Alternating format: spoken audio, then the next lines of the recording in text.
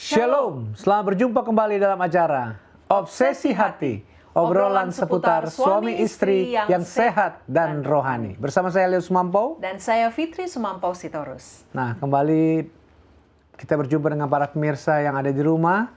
Dan malam ini kita akan membahas kebenaran saat ini mungkin sudah sebagian besar anak-anak yang SMA yang masih sekolah, udah lulus, udah libur ya. Iya. Nah, makanya pembahasan pada malam hari ini semoga bermanfaat bagi mereka yang anak-anak SMA yang sudah lulus. Betul. Ya. Untuk apa sih langkah selanjutnya? Karena judulnya malam ini berbicara mengenai apa? Kuliah jurusan apa? Kuliah jurusan apa? Jadi mau ngambil jurusan apa nanti kalau kuliah? Nah, semoga dengan pertolongan Tuhan pembahasan dibawakan oleh Greta dan Ibu Kuntara lebih membuka wawasan membuka wawasan. Supaya nggak bingung kira-kira mau pilih jurusan apa nanti. Baik, sebelum memulai acara kita akan membaca ayat inti yang terdapat di dalam 2 Timotius 2 ayat 15. 2 Timotius 2 ayat 15, demikian firman Tuhan. Usahakanlah supaya engkau layak di hadapan Allah sebagai seorang pekerja yang tidak usah malu, yang berterus terang memberitakan perkataan kebenaran itu. Mari kita sama-sama tunduk kepala dan berdoa. Bapa di surga, puji syukur atas segala berkat kasih karunia Kau berikan kepada kami. Pada kesempatan ini kami dapat berkumpul kembali untuk mendengarkan pelajaran penting bagi kehidupan kami masing-masing dan juga bagi rumah tangga. Berkati semua acara dapat berjalan dari awal hingga akhirnya. Berkati juga narasumber kami, jaringan semua yang dipakai, kru Hope Channel dan khususnya para pemirsa, agar mereka juga mendapatkan berkat pelajaran yang baik dari acara Obsesi Hati pada malam hari ini. Terima kasih Tuhan atas segala berkat-Mu. Dalam nama Yesus kami berdoa. Amin. Amin. Baik, kita akan langsung saja menyapa narasumber kita yang ada di North Carolina, Amerika Serikat. Shalom Pendeta dan Ibu. Shalom Pendeta dan Ibu Kuntara. Shalom, selamat malam di Indonesia, selamat pagi dari North Carolina. Selamat pagi di sana. Senang bertemu kembali ya Pendeta dan Ibu. Oh ya, kita senang ketemu dari minggu ke minggu. Ya. Dan ini pembahasan malam hari ini sudah sangat dinantikan oleh para orang tua dan anak-anak SMA. Betul, yang sudah lulus. Ya. Baik. Jadi silakan Pendeta dan Ibu pembahasannya. Baik, pemirsa yang berbahagia, kembali selamat malam di Indonesia, ya, atau selamat pagi di Amerika. Kemudian kita akan belajar hal yang sangat penting oleh sebab ya anak-anak muda kita ingin tahu ambil jurusan apa. Ya, nah memang ayat ini menunjukkan bahwa supaya kita harus layak di hadapan Tuhan. Allah. Ya, dan kalau misalnya dalam bahasa Inggris dikatakan study, menggunakan arti usahakan itu adalah study, belajar ya, untuk supaya kita bisa layak dalam melakukan suatu pekerjaan. Nah, kita coba lihat ya. Mengapa harus hati-hati dalam memilih dalam jurusan dalam perkuliahan? Ya. Karena pertama tujuan sekolah adalah agar dapat bekerja. Tapi kalau kita salah pilih jurusan apa kita ambil, lowongan kerja nggak bagus, ya kita nggak bisa kerja. Iya, kami kebetulan tinggal di luar negeri ataupun juga mengalami banyak sekali pengalaman, apakah itu kuliah seperti di perguruan tinggi seperti Kathleen di Fakultas Kedokteran Sumatera Utara.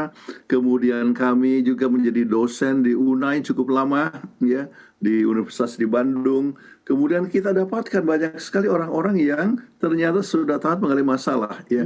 Dan perkembangan zaman menyebabkan keterbatasan dalam lapangan kerja. Kenapa? Sebab banyak pekerjaan yang bisa dilakukan oleh robot ya. Oleh artificial intelligence dan sebagainya. Nah, tamatan yang dulu dibutuhkan, yang orang pikir waktu dulu masih dicari-cari, tidak lagi diperlukan sekarang ini. Ribuan cari kerja di Departemen Tenaga Kerja. Jadi seperti tadi dikatakan bahwa, kalau saya mau kerja untuk menjadi melayani ya, misalnya di restoran atau apa, sekarang mereka pakai robot untuk melayani, nggak perlu lagi. Banyak juga tamatan yang justru dicari ya ada jurusan-jurusan yang kemana saja mereka lamar akan dapat ya. Kebutuhan tambahan tertentu membuat perbedaan gaji yang diterima ya. Dan adanya PHK besar-besaran di berbagai perusahaan. Gak perlu, kita sekarang bisa pakai otomatis ya. Jadi robot yang melakukan. Banyak sekali yang terjadi ya. Mungkin juga PHK oleh sebab kebangkrutan ya. Atau persaingan ketat dalam produksi itu bisa menyebabkan akan banyak PHK. Di Amerika sedang ramai sekali sekarang ini PHK ya, puluhan ribu pegawai negeri ya yang di PHK. Kurang cocoknya keahlian dan kebutuhan. Dan banyak pekerjaan yang dapat digantikan oleh teknologi. Ingat, banyak sekali yang bisa operate dengan AI segala macam, tidak perlu lagi diperlukan orang. Jadi jutaan pekerjaan yang akan diambil oleh artificial intelligence. Nah, dalam hal ini tamatan jurusan yang susah cari kerja sekarang ini ya, dulunya fotografi ya. Kenapa semua serba otomatis? Orang bisa ambil foto sendiri, kemudian iPhone. Cara dulu dengan sekarang, dulu kan harus dicuci lagi, ada filmnya. Sekarang tidak perlu lagi ya, hanya pakai chip dan sebagainya. Jadi ada orang yang ambil sarjana dalam fotografi, wah susah sekali untuk cari pekerjaan. Diperlukan lagi, benar biologi kecuali seorang itu mau teruskan sekolah misalnya kepada kedokteran atau mengambil master ya di dalam biologi untuk menjadi seorang saintis. Kalau hanya jurusan sarjana saja tidak mudah untuk dapatkan pekerjaan. Kemudian yang ketiga adalah ilmu komunikasi. Kalau seandainya hanya akan membuat bidang dalam komunikasi ya, maka itu dan juga bisnisnya, artinya usahanya dalam bidang komunikasi sebagai jurnalis dan sebagainya, ini mungkin bermanfaat. Tetapi banyak orang yang ingin mendapatkan ilmu berkomunikasi ya dalam pekerjaan untuk di kantor dan sebagainya. Banyak hal yang orang bisa belajar sendiri, dan tidak banyak orang yang menjadi pembicara yang bagus walaupun tidak ambil kelas komunikasi. Jadi banyak sekali manajer dan sebagainya, dia bisa sanggup untuk berbicara, mengkomunikasikan ataupun buat advertensi dan sebagainya dengan tanpa ambil ilmu komunikasi ya. Jadi nanti kita akan bahas ya lebih lanjut. Ada juga yang dibutuhkan komunikasi. Kemudian yang keempat, psikologi.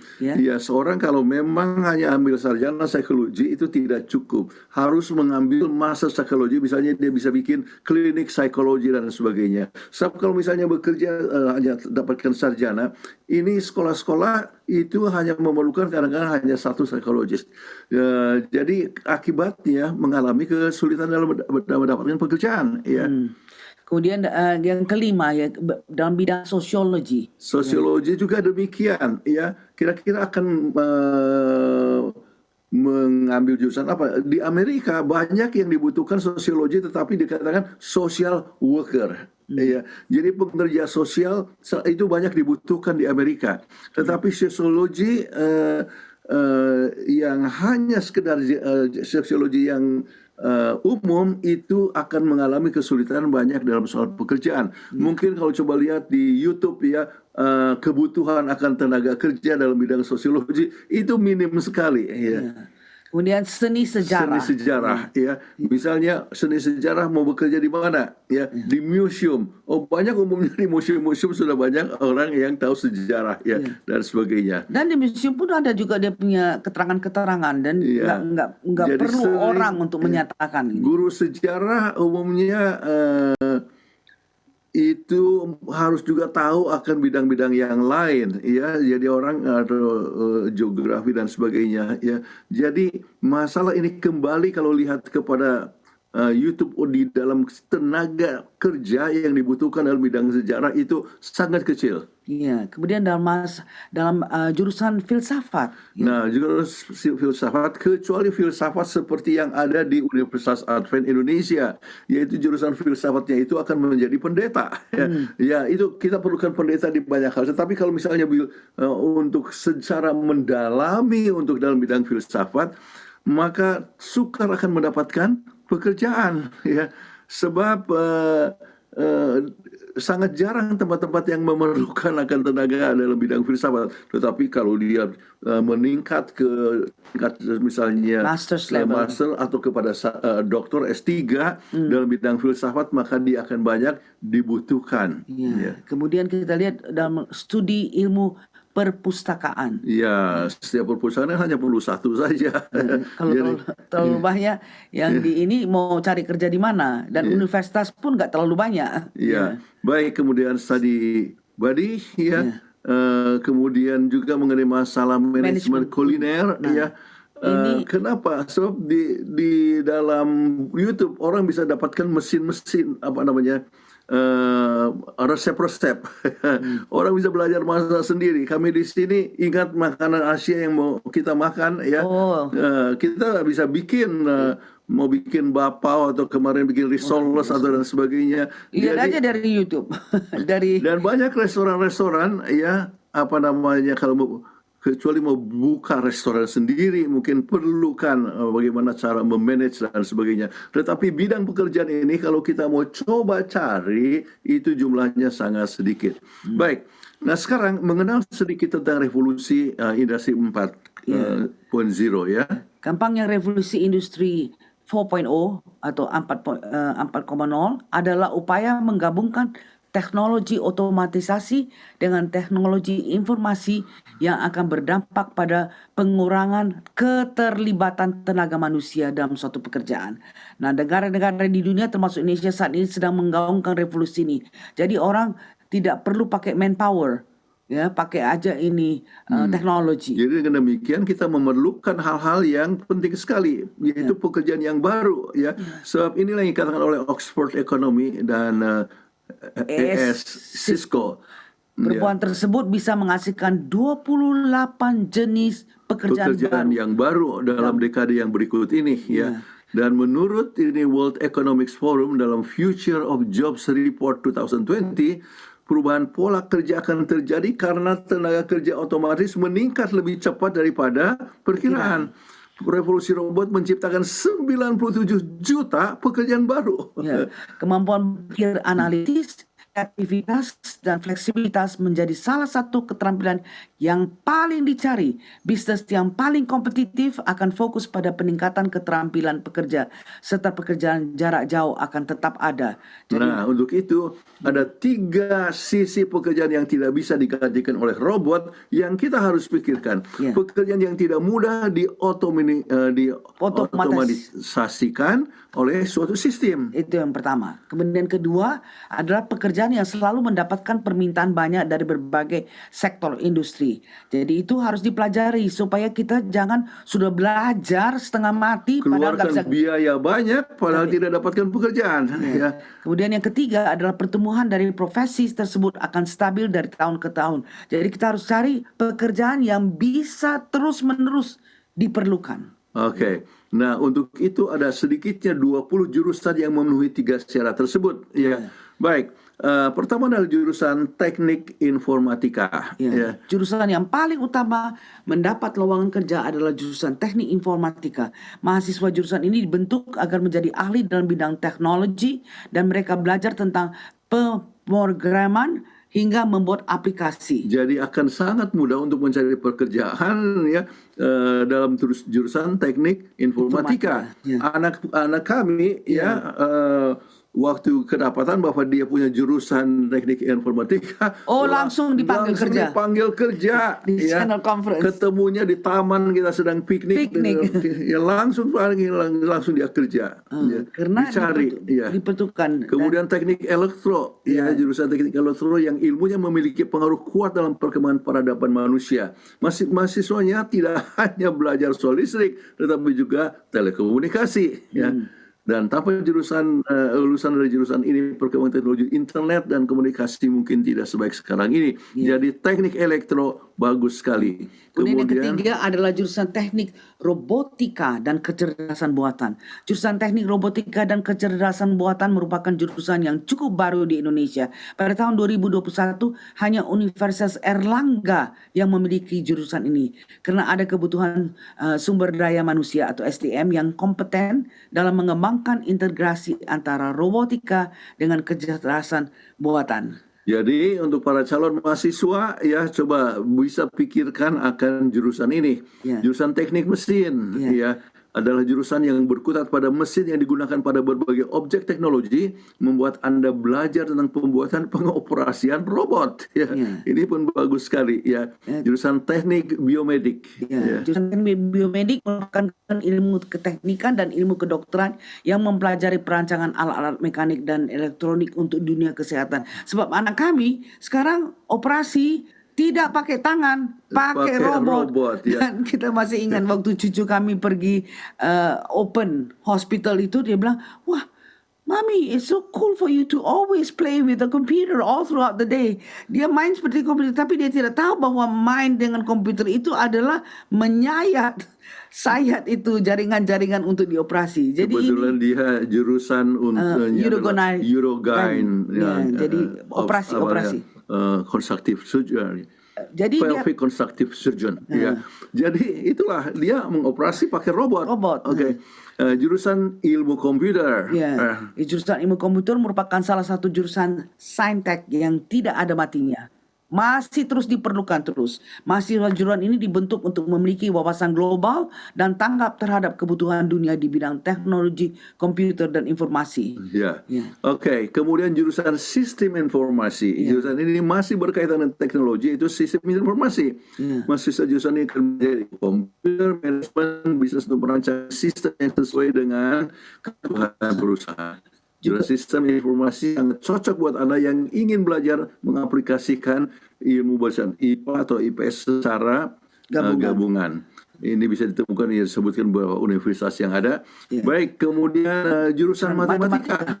Jurusan matematika membuat mahasiswa atau mahasiswanya memecahkan permasalahan melalui permodelan rumus serta hitungan matematika sehingga dapat ditemukan solusinya.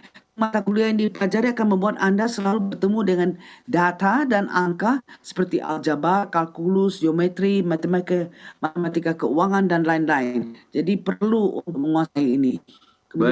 Kemudian jurusan statistika.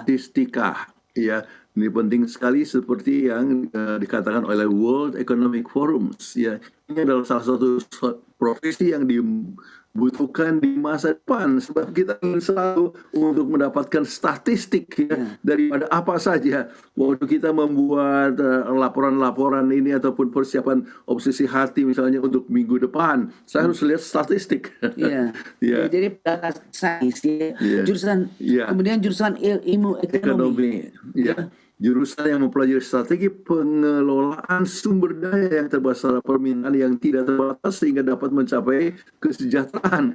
Ini sangat penting sekali. Ya, apa yang dibutuhkan oleh masyarakat dan apa banyak orang sekarang kita ambil contoh saja ya. Amerika banyak memproduksi akan kedelai, kemudian biasa dijual kepada mana? China adalah pasar yang paling besar untuk Amerika. Tapi oleh masalah ekonomi ini kemudian stop, pembelian kedelai dari Amerika. Kemudian China beli kedelainya dari Brasil. Apa yang terjadi? Petani-petani di sini susah ya, harga kedelai akan jadi turun ya, kemudian banyak yang terbuang dan sebagainya. Jadi harus ada pengelolaan yang tepat sekali dalam bidang ekonomi. Kemudian dibutuhkan instansi pemerintah dan swasta sehingga lulusan jurusan ini telah dicari di masa depan. Orang yang bisa ekonomi. Kemudian jurusan manajemen. Jurusan manajemen membuat Anda belajar banyak ilmu pengelolaan bisnis, mulai dari menyusun strategi dan rencana, memasarkan produk, hingga merekrut sumber daya manusia, serta belajar ilmu pengantar teknologi informasi yang sesuai dengan perkembangan dunia di masa depan. Jadi harus manage production dan juga untuk salesnya. Kemudian jurusan akuntansi. Ini mengharuskan mahasiswa mereka ikut terampil. Teliti dan menghitung keuangan. Jadi nanti kita oleh sebab waktu kita akan bisa dengan cepat. Jurusan marketing selalu dibutuhkan bagaimana siswa itu bisa tahu untuk jago public speaking, ya, membuat analisa pasar, kemudian memasarkan, kemudian menggunakan komputer di dalam memasarkan sesuatu, ya, mendesain iklan dan sebagainya, penting sekali. Kemudian jurusan desain, jurusan desain baik untuk desain komunikasi, visual maupun jurusan desain produk, sehingga jurusan desain interior sangat dicari. Kalau kita pergi ke rumah orang mau beli rumah, apartemen atau apa, biasanya mereka panggil internal designer supaya disusun, dia punya perabot-perabot sehingga menarik. Jadi akhirnya orang mau beli. Jadi ini sangat menarik, ya, meminta masyarakat, diperlukan oleh masyarakat lebih luas. Jurusan ilmu komunikasi. Tadi dikatakan komunikasi itu bisa kehilangan, tetapi jurusan ilmu komunikasi mengajar tata cara penyampaian pesan yang efektif agar tepat, ya. Dan secara jurusan ini banyak permintaan di universitas terbuka, ya. Sebab jurusan ini memiliki prospek kerja yang bagus di masa depan, tetapi betul-betul di dalam bidang apa? Komunikasi, dalam menunjukkan akan berdaya gunanya, ya, di dalam menggunakan pengetahuan untuk berbagai macam kegiatan perusahaan. Ya, kemudian jurusan pendidikan. Nah, ini Kaisar Hiroto pernah mengumpulkan sisa guru di negaranya sebagai respons pertama setelah Jepang kalah dalam Perang Dunia II dan berhasil membangkitkan negaranya dari keterpurukan. Jadi guru sungguh diperlukan untuk membangun sumber daya manusia di dunia, sehingga jurusan pendidikan akan selalu dibutuhkan. Tanpa guru kita tidak bisa menjadi seperti sekarang ini. Jadi kita selalu memerlukan guru. Kemudian jurusan kedokteran. Ya, jurusan kedokteran banyak diincar anak IPA, sebab selagi masih ada manusia di muka bumi, tenaga kesehatan akan selalu diperlukan sampai kapanpun. Jadi jangan ragu untuk pilih jurusan ini kalau Anda jago dalam materi IPA seperti biologi. Makanya tadi kita katakan jangan biologi hanya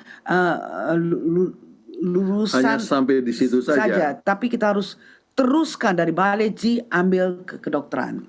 Ya, kedokteran diperlukan di mana-mana, ya, sudah pasti. Kemudian jurusan keperawatan. Selain jurusan kedokteran, lulusan jurusan kesehatan lain yang paling dibutuhkan di masa depan adalah jurusan keperawatan. Anda akan mencari pelajari cara penanganan pasien untuk membantu tugas dokter, sehingga di dunia kerja lulusan ini tidak kalah penting dari dokter, ya. Kemana-mana sangat dibutuhkan, ya. Di sini aja di Duke, ya, kita di North Carolina Duke ini, mereka masih memerlukan 400 perawat. Hanya dari Duke University Hospital. Karena kita di sini masih perlu, dan 200 akan diimport dari Philippines, ya. Kita punya perawat ada di Eropa, di Jerman, ataupun juga di Jepang sekarang ini, ya.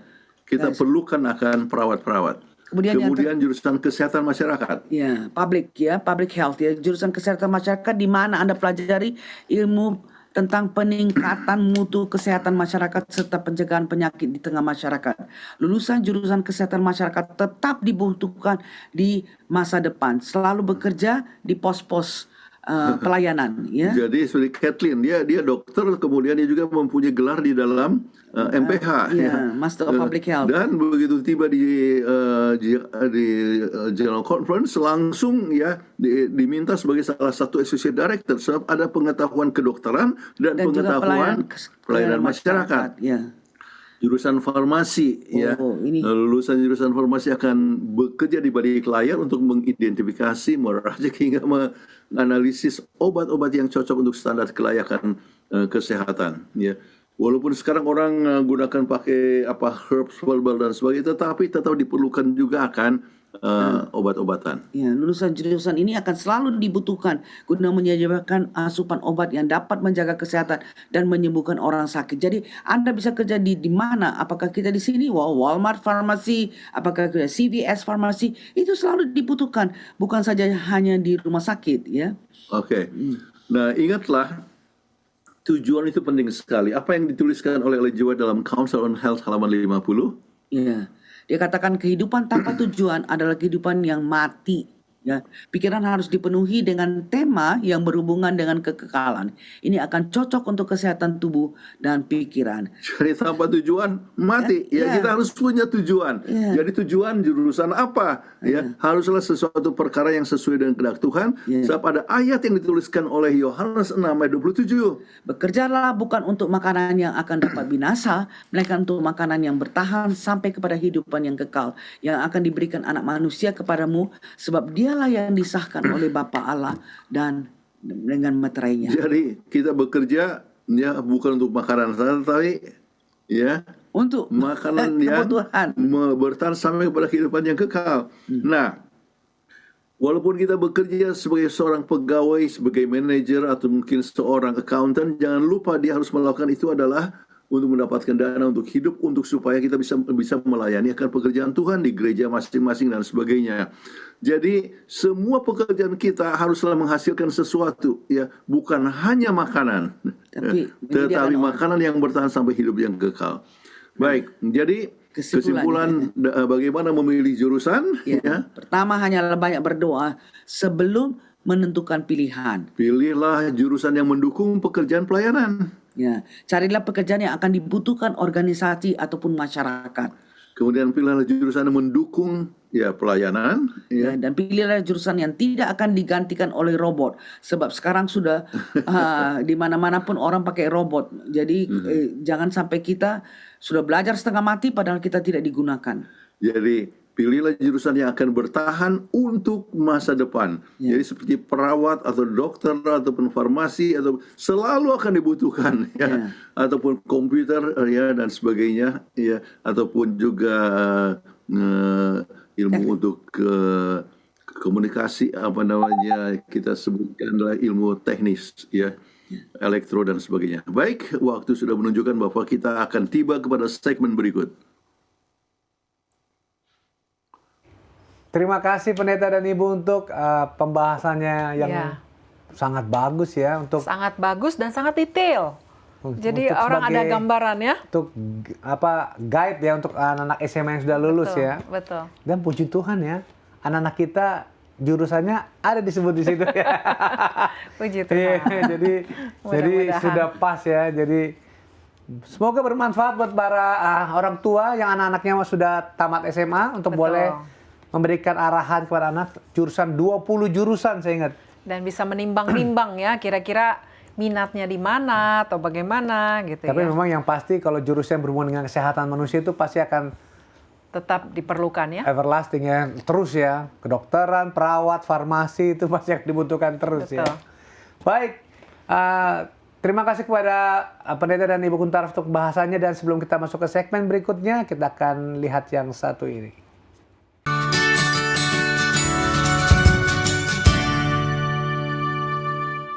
Kemudian aku menangis ke Tuhan tiap harinya di situ. Tuhan, aku nggak mampu loh. Aku nggak mampu Tuhan, ini aku lagi kerja nih.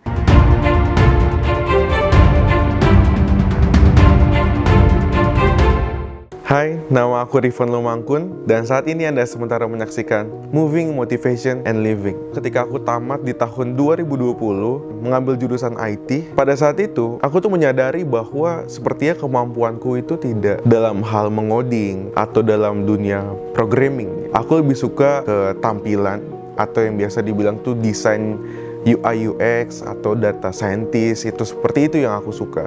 Tapi di situ aku tahu bahwa ya udah, karena baru tamat, jadi udah deh cari-cari aja dulu apapun kerjanya, kita gas aja lah gitu. Waktu aku tamat di tahun 2020 itu, aku mencoba menerapkan pola hidupku yang baru, di mana aku tuh mencoba memiliki hubungan yang lebih dekat dengan Tuhan. Aku mencoba berdoa di tiap jam 9 pagi, jam 12 siang, jam 3 sore, jam 6 sore, dan juga jam 9 malam. Aku merasakan di situ bahwa ketika aku sudah berdoa seminggu, ya selama seminggu pertama, itu mulai berasa kedekatan aku sama Tuhan. Salah satu doa yang aku katakan ke Tuhan, salah satu permintaanku, aku bilang, Tuhan, aku mau cari kerja nih. Aku udah coba ngelamar-ngelamar di masa pandemi kayak gini, susah Tuhan cari kerjaan. Tapi biarlah dengan kuasa Tuhan, Tuhan bisa nunjukin ke aku pekerjaan mana yang cocok buat aku. Lalu tibalah saatnya di akhir tahun 2020 di bulan Desember, aku mimpi ketemu dengan salah satu saudaraku.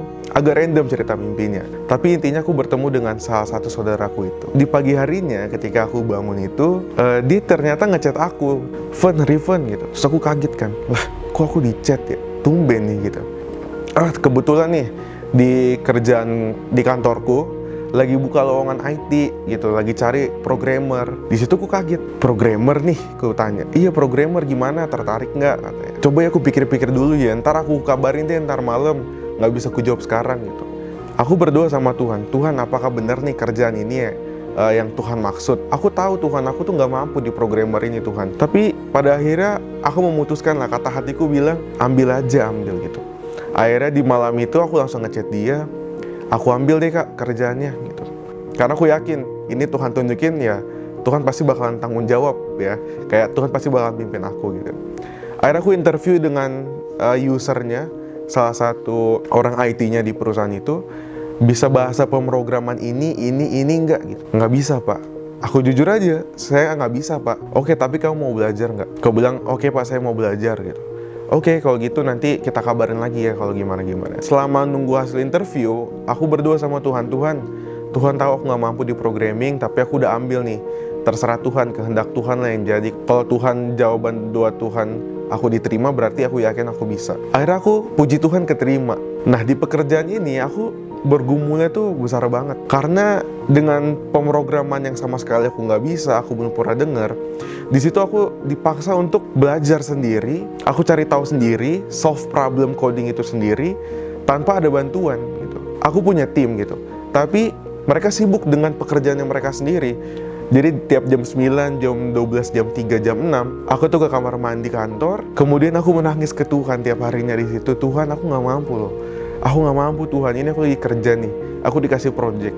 Cuma aku nggak bisa ngerjain ini Tuhan gitu. Jadi aku menangis tiap harinya di tiap jam itu. Minta pertolongan Tuhan, minta kuasa Tuhan untuk kasih aku kemampuan buat menyelesaikan project yang dikasih dan permasalahan coding yang dikasih.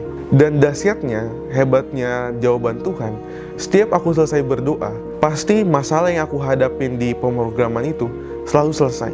Dan entah gimana caranya, Tuhan buat otak aku bekerja lagi, Tuhan tunjukin kuasanya, aku bisa selesain masalah itu tiap harinya satu persatu dengan bantuan Tuhan. Aku bergabung di salah satu komunitas di Telegram tentang bahasa pemrograman ini. Aku merasa bahwa Tuhan menuntun aku join ke grup Telegram itu. Kemudian aku bertemu dengan adik tingkat yang aku nggak kenal, tapi pada akhirnya dia ngebantu aku dalam mengerjakan kerjaan aku itu. Dan di situ aku selama 1 tahun aku bekerja di tempat itu, aku sadar bahwa dengan kita mengandalkan Tuhan, dengan kita sepenuhnya berserah kepada Tuhan, mengandalkan Tuhan, berhubungan lebih dekat dengan Tuhan, kita tuh akan melihat hal-hal yang belum pernah kita lihat. Kita tuh akan melihat kuasa Tuhan yang sebelumnya kita rasa mungkin gak mungkin bisa nih gitu. Tapi di situ aku sadar bahwa apa yang kulakukan dengan pola aku berdoa setiap jam yang sudah aku tentukan, Tuhan tuh ketika kita datang kepada Tuhan, Tuhan tuh welcome banget ke kita. Ketika kita minta apapun, Tuhan pasti bakalan kasih. Tinggal dari kitanya bagaimana sadar bahwa ini kuasa Tuhan loh yang bekerja, dan kita percaya bahwa Tuhan tuh gak akan ninggalin kita.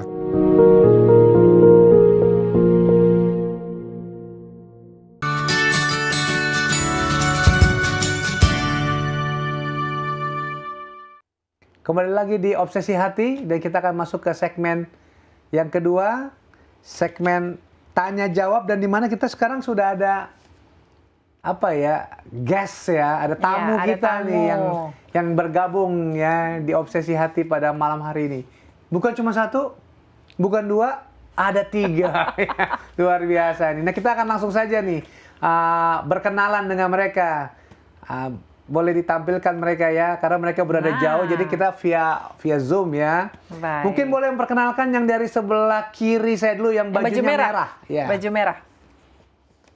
Halo Om Tante, Pak Pendeta dan Bu Pendeta, salam kenal. Nama saya Delvira Elisa Sabatini Simpuang, biasa dipanggil Delvi. Umur saya 33 tahun, dan kalau dari latar belakang pendidikan, saya pendidikan S1-nya itu teknik perminyakan, lalu melanjutkan ke S2 itu Renewable Energy Engineering. Saat ini saya bekerja sebagai Geothermal Business Development di salah satu BUMN panas bumi di Indonesia. Baik, wah luar biasa. Seorang wanita lagi ya. Ya ngeliat jurusan dan kerjanya ngeri ya. Geothermal ya. Baik. Baik, yang kedua. Ini yang paling ganteng sendiri nih tamu kita. Silakan. Baik, selamat malam untuk Om, Tante, Pendeta, dan Mem. Perkenalkan, nama saya Jordi Ngabalin, biasa dipanggil Jordi.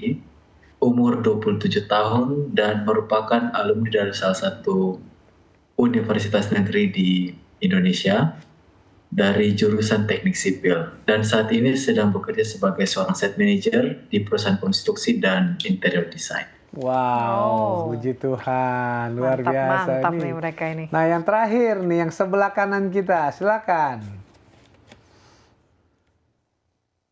Halo Om dan Tante dan juga Sir dan Mem. Perkenalkan, nama saya Kristi Saptari Putri Kaunal, biasanya dipanggil Kristi.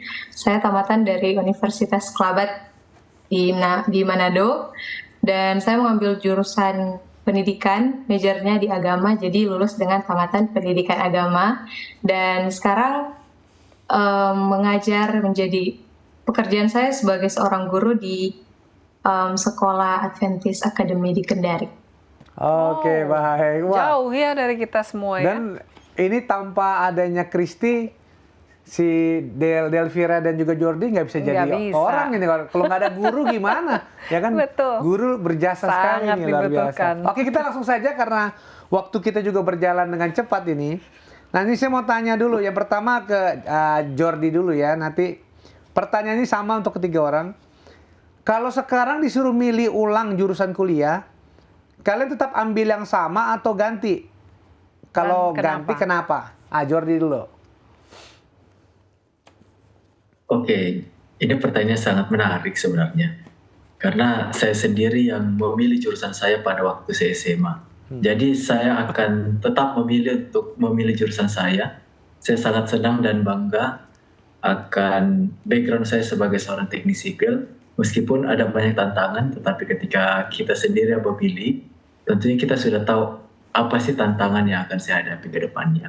Dan juga profesi ini membawa saya lebih dekat kepada masyarakat dan juga dapat melayani orang-orang di sekitar saya. Oh, luar biasa. Delvira, gimana? Kalau aku sebenarnya senang di bidang energi, Om dan Tante.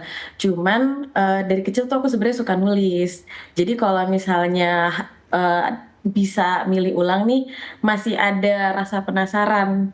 Kayaknya kalau sastra menarik juga deh untuk belajar tulisan-tulisan zaman dulu, penulis-penulis zaman dulu. Wow, Oke, luar sastra ya. biasa. Mentranslate tulisan Sangsekerta mungkin ya nanti. Kalau Kristi, gimana? Silakan. Kalau saya Om, kalau disuruh milih jurusan, sebenarnya pengen ganti ke jurusan kesehatan karena kebetulan dari kecil juga suka di bidang kesehatan. Tapi jurusan pendidikan juga suka. Oke, baik. Baik. Pertanyaan kedua ya untuk kalian semua. Menurut kalian, lebih penting kuliah sesuai passion atau kuliah yang prospek kerjanya besar? Silakan, Delvi. Nah ini menarik banget sih Om Tante, karena kayak tadi aku bilang, aku tuh awalnya pengen jadi penulis, cuman sama orang tua diarahkan, janganlah jadi penulis, uangnya sedikit gitu. Jadi coba cari yang lebih ada penghasilannya gitu. Makanya akhirnya diarahkan ke IPA kan. IPA kan bisa milih banyak tuh nanti bidang pekerjaannya. Dan di situ ya emang jadi lebih suka ke bidang teknik gitu. Dan sekarang ya masuknya ke bidang energi. Jadi sih kalau menurut aku di satu sisi kalau idealis memang mengikuti passion, tapi harus praktikal juga karena kita hidup memang butuh penghasilan gitu. Oke. Bagus. Baik, harus baik. realistis ya. Betul, betul. Terima kasih. Kristi, bagaimana? Silakan Kristi. Oke. Kalau Jordi. Boleh Jordi dulu? Ya, saya setuju dengan Kak Delvira sih. Memang di dunia ini harus realistis dengan apa yang kita miliki. Potensi-potensi dan passion yang kita punya juga harus sejalan dengan prospek yang ada. Tapi kalau kita lihat memang ada beberapa perubahan yang terjadi, sehingga kalau saya sendiri lebih senang untuk memilih sesuai dengan passion. Karena kalau kita memilih untuk sesuai dengan passion kita, saya rasa meskipun banyak tantangan ke depannya, kita akan berjuang mati-matian untuk mewujudkan bahwa inilah yang saya miliki, seperti itu. Oke, baik. Mantap. Kristi, apakah sudah bergabung dengan kita? Sudah. Nah, silakan Kristi. Oke, baik. Jadi kalau dari saya, lebih memilih sesuai dengan passion. Kenapa? Karena kalau saya ambil jurusan sesuai dengan passion, maka itu akan bisa memotivasi saya untuk menjalani proses pelajaran dengan happy, dengan nyaman, karena itu berjalan sesuai dengan passion saya. Itu sih Om, Tante. Oke. Memang paling bagus kalau jurusan yang kita pilih itu sesuai passion yang menghasilkan uang banyak nantinya. Itu udah pas banget kan? Ya, itulah itu paling mantap itu. Betul. Baik, ini pertanyaan yang ketiga. Ada nggak sih jurusan yang dulu kalian anggap keren, tapi ternyata sekarang susah cari kerja? Kristi dulu. Kristi, silakan. Oke, kalau dari saya ada nih Om. Kalau dulu yang jurusan yang saya anggap keren tuh kayak yang sudah dijelaskan narasumber tadi, ada salah satunya yaitu fotografi. Tapi susah memang untuk cari pekerjaannya setelah dari hasil observasi saya sekarang. Jadi sih Om. Oke, Jordi, gimana Jordi? Kalau saya sih lihatnya yang keren itu pasti soal teknologi. Teman-teman informatika itu pada keren-keren semua kalau misalnya mendesain sesuatu. Terus kalau misalnya mereka buat pemrograman, kayak mereka ada di dunia lain seperti itu. Cuma kadang-kadang mereka harus relevan dengan tantangan yang ada sekarang karena pergerakan teknologi itu bergerak dengan sangat cepat. Jadi kalau mereka tidak bisa mengimbangi, ya tentunya mereka akan tersingkir. Jadi saya lihat ada beberapa teman-teman juga yang akhirnya memilih untuk berbelok ke bidang yang lain. Jadi saya rasa itu juga hal yang susah mereka lakukan meskipun mereka ada di bidang yang punya potensi yang lebih besar daripada bidang yang lain. Oke. Baru Delvira. Iya Om, dulu tuh aku sebenarnya menurut aku psikolog itu keren. Sebenarnya sampai sekarang sih menurut aku psikolog itu keren karena dia bisa, itu kan perpaduan antara dia memahami psyche seseorang, ada IPA-nya, dan dia juga bisa mengenal secara sosialnya. Cuman tadi aku agak kaget juga waktu lihat dari materinya Pak Pendeta dan Bu Pendeta, ternyata psikolog itu termasuk yang susah ya sekarang dapat pekerjaan. Dan kalau aku inget-inget emang beberapa temen aku yang jurusan psikolog memang tidak banyak yang kemudian menjadi let's say clinical psychologist gitu kan, yang sudah lebih mendetail. Banyak yang kemudian ya udahlah jadi HR atau jadi mungkin ada yang jadi guru di sekolah gitu. Jadi sebenarnya bukan dibilang tidak itu ya, susah cari kerja, tapi mungkin idealisme di awal, kemudian di akhirnya realitanya itu berbeda gitu. Oke. Baik, terima kasih komentarnya. Memang ada jurusan yang saya lihat juga tidak ada di pembahasannya pendeta dan ibu, tetapi cukup menjanjikan. Tahu nggak jurusan apa? Jadi pemain bola. Pemain bola sekarang kaya-kaya semua loh. Atlet. Oke, lanjut. Baik, pertanyaan berikutnya. Kira-kira jurusan apa menurut kalian yang akan tetap dibutuhkan di masa depan dan nggak bisa digantikan robot? Silakan Jordi. Ya, kalau pendapat saya sih salah satunya sudah dimention sama Om tadi. Menjadi seorang atlet tidak mungkin digantikan oleh robot sih. Tapi salah satu hal yang keren juga adalah ketika menjadi seorang pendidik itu adalah seorang manusia yang bisa mengerti manusia lain. Jadi manusia mengajar kepada manusia itu tidak akan bisa digantikan oleh robot yang mengajar kepada manusia. Oke, betul terima itu. kasih. Kristi? Iya, kalau menurut saya Om sama Tante, menurutku jurusan yang tidak akan pernah bisa digantikan oleh robot itu nanti di masa depan di bidang pendidikan sama bidang kesehatan, bidang kedokteran. Oke. Itu mungkin. Betul. Terima kasih. Delvi? Kurang lebih aku jawabannya sama Om Tante, tapi aku lebih highlight ke kesehatan karena biar gimana memang alat-alat dan robot itu ada tapi mereka lebih ke mensupport si profesionalnya kan gitu, jadi tidak bisa sepenuhnya menggantikan. Baik. Dan saya memang setuju juga sih. Betul. Jurusan atau pekerjaan yang tidak bisa digantikan itu salah satunya adalah guru atau dosen. Bayangkan kalau robot yang menggantikan gimana ngajar itu, saya rasa nggak bisa itu, ya. Atau kita mau minta pendapatnya dari pendeta dan ibu nih terhadap pertanyaan-pertanyaan tadi termasuk yang terakhir. Silakan pendeta dan ibu komentarnya. Iya, kembali tadi saya senang oleh sebab seperti Kristi yang katakan bekerja untuk passion, ya oleh sebab passion, ambil jurusan sesuai dengan passion. Memang semua guru itu harus begitu, ya. Kalau tidak ada passion, tidak akan bisa jadi guru. Ya.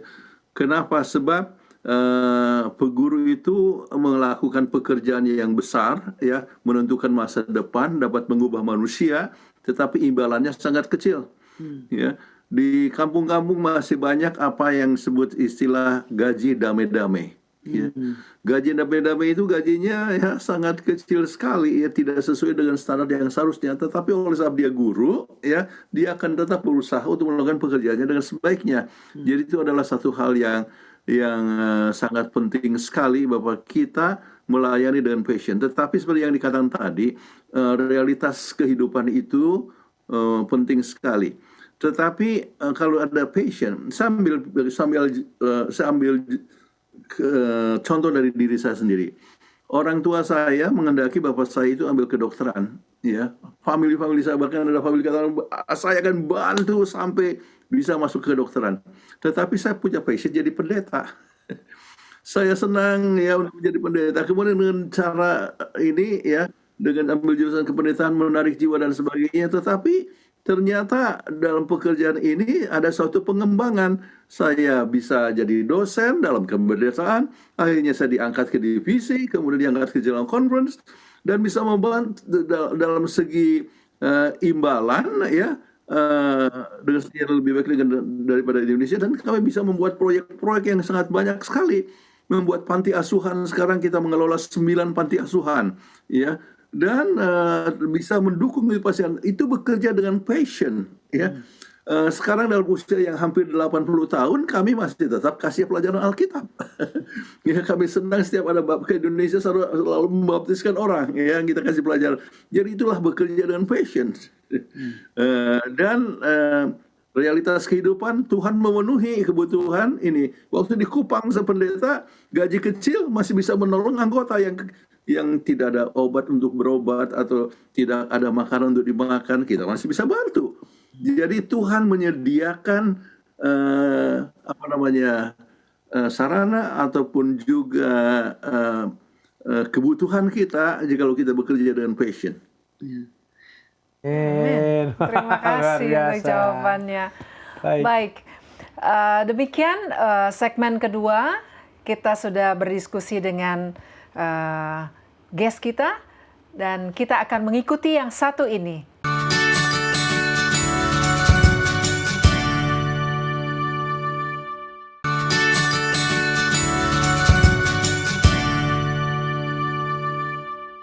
Kembali lagi dalam acara Obsesi Hati.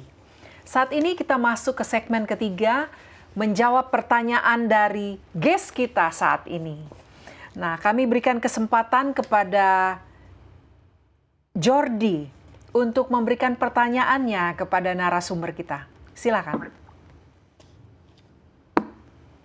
Baik, saya tertarik sekali dengan tanggapan dari pendeta dan Mem di akhir segmen sebelumnya. Menurut Mem dan pendeta, di zaman yang serba modern dengan tren teknologi yang begitu pesat, apa sih skill yang kita butuhkan ketika kita mendapat panggilan untuk melayani Tuhan dalam bidang-bidang pekerjaan kita masing-masing? Wow. Terima kasih Jordi. Silakan pendeta dan Ibu. Ya, sekarang kita dengan zaman kita sebut teknologi, ya, informasi, ya, maka kita bisa mengabarkan dengan melalui teknologi dan informasi. Zoom.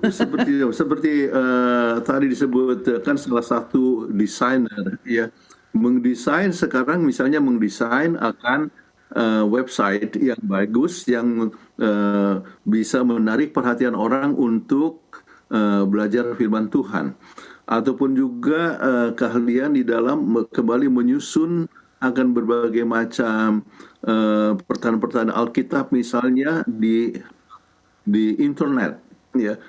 Sekarang ini ada beberapa program misalnya menjawab pertanyaan, artinya pertanyaan Alkitab yang sukar, ya.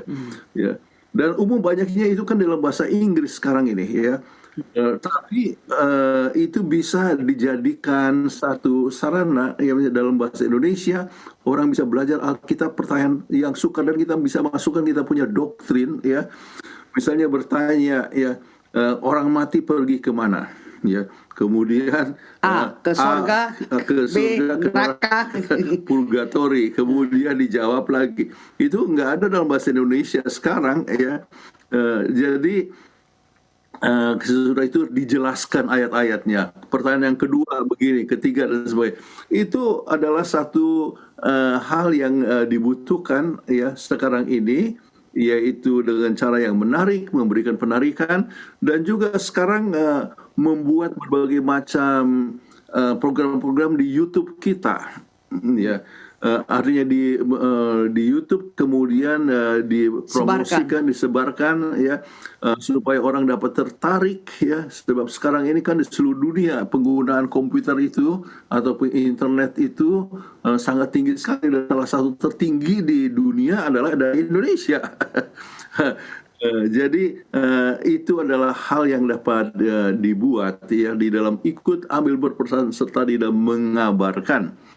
Tetapi saya lihat sebab teknik sipil, ya, itu sangat dibutuhkan juga, misalnya di dalam membantu akan kita punya pembangunan gereja, ya.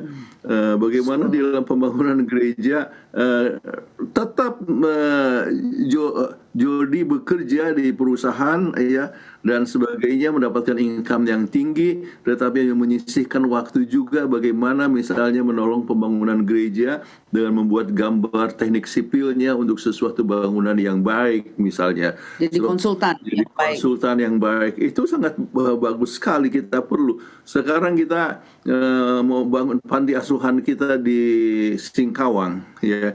Itu kita sudah beli tanah, ya. Sekarang itu masih di samping gereja, ya.